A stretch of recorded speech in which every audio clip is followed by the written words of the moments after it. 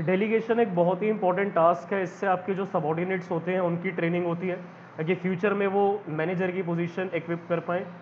Delegation से एक person की डेवलपमेंट होती है करियर लेवल पे भी।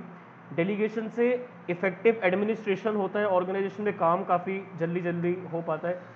डिसीजन मेकिंग काफ़ी जल्दी हो जाती है, मतलब ज़्यादा किसी से पूछना नहीं पड़ता, काम जल्दी हो जाता है। So there are many benefits of delegation. जो मैनेजर होता है वो इंपॉर्टेंट एरियाज में फोकस कर पाता है जो उसके अकॉर्डिंग ज़्यादा इंपॉर्टेंट होते हैं, राइट। तो इफेक्टिव मैनेजमेंट, जब काम डेलीगेट कर दिया जाता है अपने एम्प्लॉयज़ को, तो जो मैनेजर्स होते हैं वो उन चीज़ों पे ज़्यादा फोकस कर पाते हैं जो ज़्यादा इंपॉर्टेंट है ऑर्गेनाइजेशन के लिए। तो उनको फिर फ्रीडम रहती है मेन चीज़ें पे फोकस करने के लिए। और जिन सबॉर्डिनेट्स को काम डेलीगेट करा गया है उनको अपॉर्चुनिटीज़ मिलती हैं और ज़्यादा कुछ नया काम सीखने की। एम्प्लॉय डेवलपमेंट, तो मैंने बताया एक पर्सन की करियर डेवलपमेंट होती है, उसको भी कुछ नया सीखने के लिए मिलता है। डेलीगेशन की वजह से एम्प्लॉय अपना टैलेंट दिखा पाता है और उसकी जो लेटेंट एबिलिटीज़ है, लेटेंट मतलब छिपी हुई एबिलिटीज़ है, ठीक है, छुपी हुई एबिलिटीज़ है, हिडन एबिलिटीज़ है, वो निकल के आती हैं। वो अपनी स्किल्स डेवलप कर पाता है कुछ मुश्किल चीज़ों में भी जो उसे काम आता ही नहीं है, उनकी रिस्पॉन्सिबिलिटी लेके अपने करियर को और इम्प्रूव कर सकता है। वो आगे चल के वो एक अच्छा लीडर बन सकता है, अच्छे डिसीजंस ले सकता है। इसलिए डेलीगेशन से फ्यूचर में आपके मैनेजर्स, यही लोग फ्यूचर में आपके लिए मैनेजर की पोजीशन फिल कर सकते हैं। क्योंकि जब आपकी ऑर्गेनाइजेशन में एक असिस्टेंट के लेवल पे काम कर रहा है एम्प्लॉय, तो जब आप उसको रेगुलर ट्रेनिंग दोगे, उसकी करियर डेवलपमेंट करोगे, तो उसका फ़ायदा आपको ये मिलेगा कि फ्यूचर में जब आपके एग्जिस्टिंग मैनेजर जो हैं वो रिटायर होंगे तो ये लोग उनकी जगह ले सकते हैं। सिर्फ इतना ही नहीं, अगर आप जब न्यू ब्रांचेस ओपन करोगे तो इन लोगों को वहाँ पे ट्रांसफ़र करके आप प्रमोट भी कर सकते हैं। इसलिए डेलीगेशन उनको हेल्प करता है कि वो फ्यूचर में मैनेजर की पोजीशन ले पाएँ। डेलीगेशन से उनकी स्किल बढ़ती है, उनका एक्सपीरियंस बढ़ता है और वो खुद को डेवलप कर पाते हैं फ्यूचर में हायर पोजीशंस के लिए। वो लोग मोटिवेटेड होते हैं। अब अगर आपका बॉस आपको कोई काम दे रहा है करने के लिए और वो आपके लिए कुछ न्यू है और बॉस आपको मोटिवेट कर रहे हैं कि आप ये कर सकते हो, मुझे पता है, और इससे आपके करियर में बहुत हेल्प मिलेगी, तो आपको इससे मोटिवेशन मिलेगी, राइट। तो डेलीगेशन से आपका टैलेंट और डेवलप होता है। आपको साइकोलॉजिकल बेनिफिट मिलता है कि आपको अच्छा लगता है कि यार मुझे बॉस ने काम दिया है तो मैं इस काबिल हूँ कि मुझे ये अपॉर्चुनिटी मिली कि मैं काम पूरा करके दिखाऊं, बॉस ने मेरे ऊपर फेथ किया है। जब सुपीरियर ट्रस्ट कर रहा है, फेथ कर रहा है अपने एम्प्लॉय पे, तो वो सिर्फ काम शेयर नहीं कर रहा है बट वो ट्रस्ट भी शेयर कर रहा है और सबॉर्डिनेट कमिटमेंट भी शेयर कर रहा है कि सर आपने मुझे काम दिया, मैं करके दिखाऊंगा, ठीक है। तो देखो, बॉस का काम है जूनियर को काम समझाना और काम देना, बट जूनियर की रिस्पॉन्सिबिलिटी है कि वो उस काम को अच्छे से करे। रिस्पॉन्सिबिलिटी जो दी जाती है काम करने की अपने जूनियर को, इससे सेल्फ एस्टीम बढ़ता है, प्राइड फील होता है कि यार मुझे काम दिया है करने के लिए, और उससे इंप्रूव होता है उसका कॉन्फिडेंस, जिससे वो एनकरेज होता है और अच्छे से काम करने के लिए डेडिकेटेड होता है। फैसिलिटेशन ऑफ ग्रोथ, कल को अगर आपके नई ब्रांचेस खुलेंगी, आपके नए बिजनेस खुलेंगे, तो इन नए वेंचर्स में आपके ये जो ट्रेंड लोग हैं इनको आप शिफ्ट कर सकते हो, ट्रांसफर करके प्रमोट कर सकते हो। ये मैंने पहले भी पॉइंट समझाया था, है ना, जब मैंने आपको बताया था कि एम्प्लॉय की डेवलपमेंट हो रही है।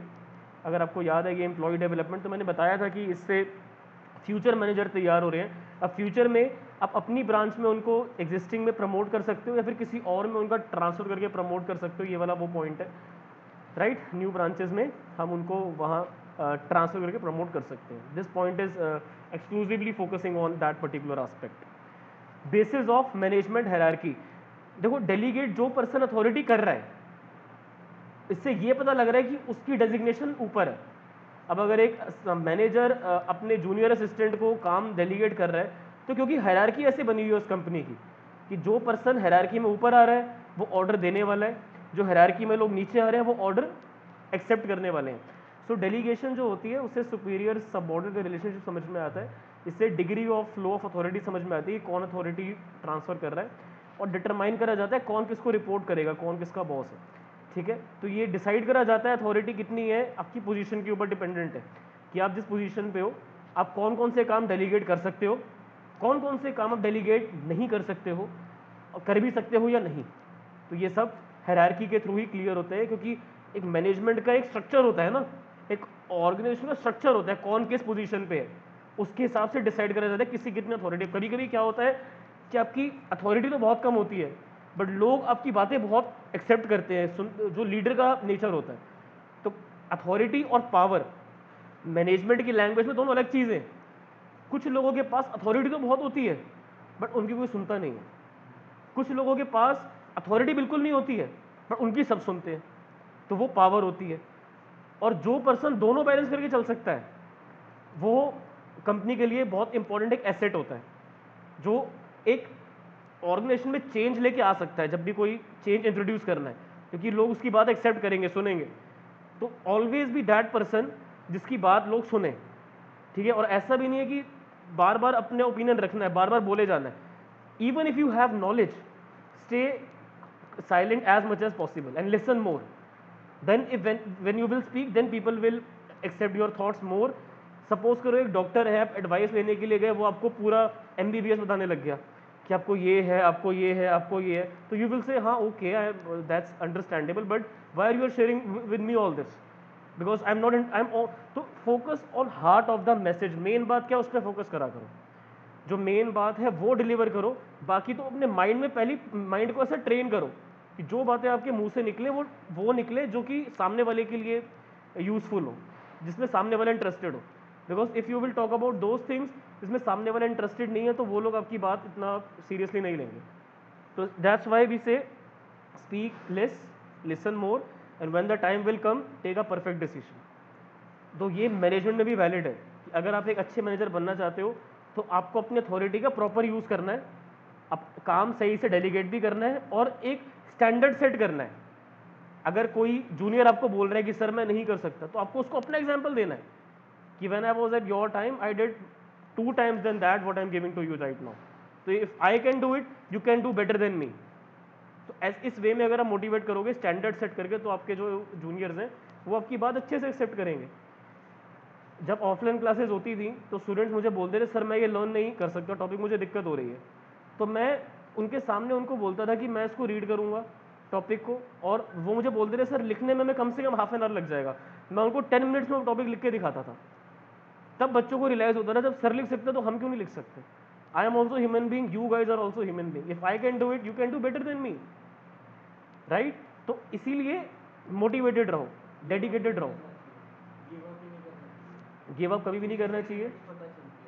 बिल्कुल, वेरी गुड। गौरव सेइंग कि सर गिव अप कभी नहीं करना चाहिए, हमेशा डेडिकेटेड रहना चाहिए, क्योंकि हम ह्यूमन बींग्स की कोई लिमिट नहीं है, दैट्स अ ट्रू फैक्ट, कोई लिमिट नहीं है। बट अगेन लिमिट बढ़ानी पड़ती है, एकदम से इतना भी नहीं कि यू कैन डू एनीथिंग, ठीक है। Takes time to increase your limits. Better coordination हो पाता है अगर काम को आप डेलीगेट कर रहे हो, तो आपका इंटर डिपार्टमेंट भी कोऑर्डिनेट अच्छा होगा, ठीक है, और आप इंटर मैनेजरियल लेवल से भी अच्छे से कोऑर्डिनेट कर पाओगे।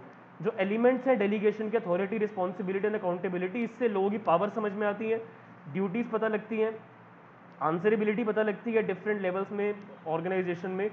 इससे ओवरलैपिंग नहीं होती, क्योंकि पता है किसको क्या क्या काम करना है, उसके अकॉर्डिंगली काम डेलीगेट करा जाता है। मार्केटिंग मैनेजर अपनी टीम को मार्केटिंग का काम ही डेलीगेट करेगी, उसको उससे रिलेटेड काम मिला हुआ है, तो क्लियर पिक्चर मिलती है कौन क्या कर रहा है अलग अलग लेवल्स पे, राइट। उसके अकॉर्डिंगली अब मार्केटिंग मैनेजर को जब ये बजट वाला काम मिला तभी तो उसने डेलीगेट करा। अगर कोई सेल से रिलेटेड, प्रोडक्शन से रिलेटेड, परचेज से रिलेटेड कोई काम होगा तो वो थोड़ी वो डेलीगेट करेगा, क्योंकि उसको मिलेगा ही नहीं वो काम। तो जब तक ये क्लियर पिक्चर नहीं होगी कि ये डिपार्टमेंट किस पर्पस का है, ये डिपार्टमेंट किस पर्पस का है, ये डिपार्टमेंट किस पर्पस के लिए है, तो उसके अकॉर्डिंगली काम डेलीगेट करा जाता है अपने डिपार्टमेंट में, राइट। ये क्लैरिटी होनी बहुत ज़्यादा ज़रूरी है डिपार्टमेंट्स में और अलग अलग लेवल्स पे मैनेजमेंट के। This was the importance of delegation everyone.